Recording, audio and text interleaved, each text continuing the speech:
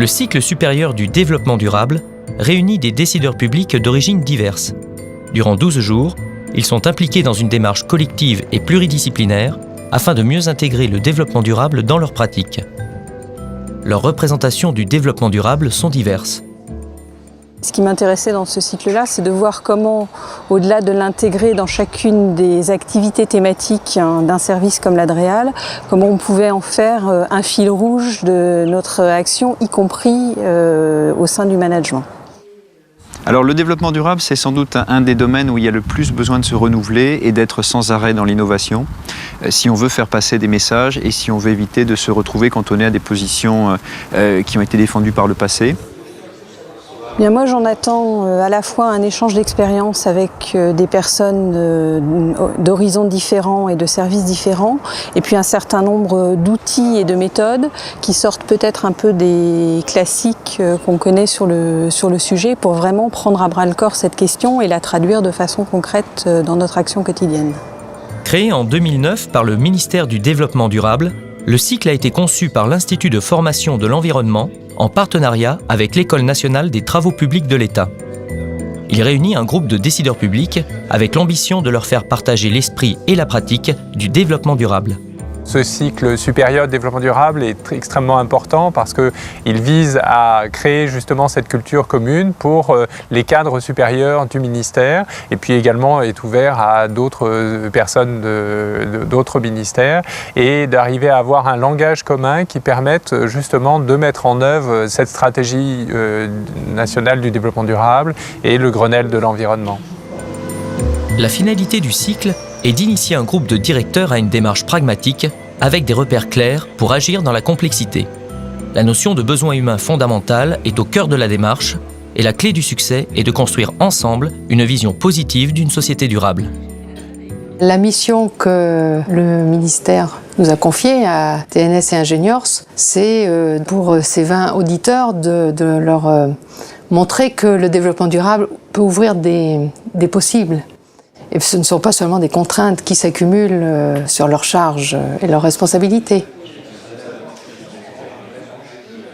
Un bilan très positif d'abord parce qu'effectivement on a été invité à participer à un programme innovant en fait qui contribue à une perspective vitale qui est cette transition vers des sociétés durables.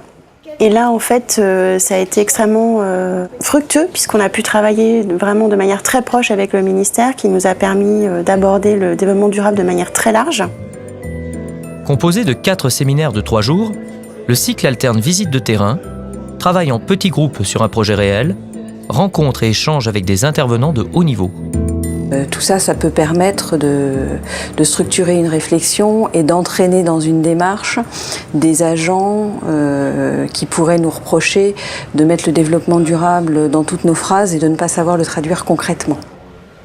Sur le plan pratique, finalement on s'est approprié, on s'est familiarisé un peu plus avec les méthodes qui nous ont été présentées au cours du cycle et ça peut nous être directement utile pour la suite de notre cursus professionnel à condition de ne pas les abandonner et de les garder en mémoire et d'entretenir la pratique en quelque sorte. Il y a des intervenants vraiment de première qualité. Une qualité d'animation aussi que je dois souligner et qui est vraiment intéressante. Donc c'est un peu un tout qui fait que ce cycle est un peu particulier parce qu'il y a une ambiance, il y a une collectivité qui a vraiment fonctionné, qui s'est cimentée, dans lequel il y a eu beaucoup de respect les uns vers les autres, donc beaucoup d'animations qui ont bien réussi. Et donc je crois que c'est ça qui fait un petit peu la richesse de ce cycle. Mais ce que je retiens aussi du cycle, c'est tous les échanges que nous avons pu avoir, les échanges d'expérience, et de constater que nous étions un public assez hétérogène, avec chacun des structures différentes, des parcours différents, et que finalement on retrouve des mêmes problématiques. Et ce que j'ai trouvé enrichissant, c'est de pouvoir échanger sur les solutions que les uns et les autres nous avons apportées à des problématiques assez voisines. Ce qui était très satisfaisant, c'est qu'avec la complicité de l'IFOR et de l'ENTPE, on a pu les aider à ouvrir des marges de manœuvre sur des tas de plans, et techniques, et comportementales, et relationnels, et même dans la façon de penser. À l'issue de ce parcours, les auditeurs ont pu acquérir une vision transversale du développement durable, mais aussi le pratiquer concrètement. Donc on est quand même un peu sorti du cadre institutionnel et ça, j'ai trouvé que c'était intéressant parce que c'était aussi une façon de nous montrer que le développement durable, c'est l'ambition de notre ministère, mais ça n'est pas que l'ambition de notre ministère. C'est quelque chose qui fait l'objet de travaux, de réflexions, de portages par d'autres acteurs, institutionnels ou non. Et ça me paraît important pour nous conforter dans cette démarche-là. Nous ne sommes pas les seuls, les évangélistes, entre guillemets, du développement durable, et il faut s'appuyer sur tout ce qui existe ailleurs. Ça a déjà influencé sur la manière dont on mène nos débats. C'était un des sujets que notre groupe avait choisi. Je crois qu'on avait tous cette problématique.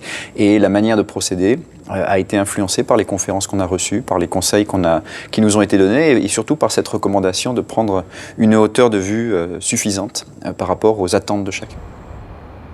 Moi, je le conseillerais parce que je trouve que c'est très enrichissant à la fois sur le plan méthodologique, sur le plan professionnel, puis c'est aussi très enrichissant sur le plan humain de pouvoir avoir ces échanges avec des gens d'horizons très différents. Ce qui fait le plus la spécificité, c'est la création d'un véritable esprit de groupe entre la vingtaine de personnes qui sont là. Ça fait partie de ces stages où on ne va pas juste pour recueillir des informations, mais réellement pour créer des liens avec d'autres. Une communauté d'ailleurs qui va se développer, qui pense à comment se réunir avec les anciens, avec les futurs, et qui a partagé quelque chose, qui a échangé, qui s'est rapproché des autres. En fin de cycle, les auditeurs ont exploré un univers où diriger signifie concrétiser une vision, transversalité signifie ressources, raréfaction des moyens signifie créativité, concertation signifie sécurité, développement durable signifie futur souhaité.